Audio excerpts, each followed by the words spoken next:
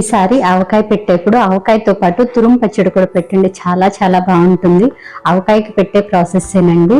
ఇక్కడ నేను ఆవకాయ కోసం కలిపిన మిశ్రమం 2 గ్లాసులు కారము, 1 గ్లాసు ఉప్పు, అలాగే ఒక పావు తక్కువ ఆవు పిండి, అలాగే మెంతులు, జీలకర్ర హాఫ్, వెల్లుల్లి కొంచెం, మెంతులు, పసుపు వేసి బాగా కలుపుకొని ఈ మిశ్రమాన్ని 2 గ్లాసులు మామిడి తురుముకి 1 గ్లాసు కారం తీసుకున్నాను అనమాట. బాగా కలిపింది.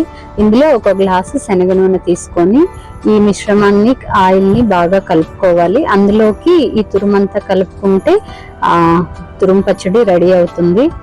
ఈ తురుము పచ్చడి అన్నంలోకి బాగుంటుంది, పెరుగన్నంలోకి, అలాగే కొంచెం పెరుగు వేసుకొని చపాతీలోకి తింటే కూడా చాలా చాలా బాగుంటుంది. ఇది సంవత్సరం పాటు నిలువ ఉంటుంది. తప్పకుండా ట్రై చేయండి. తురుము పచ్చడి ఎలా ఉందో కామెంట్ చేయండి.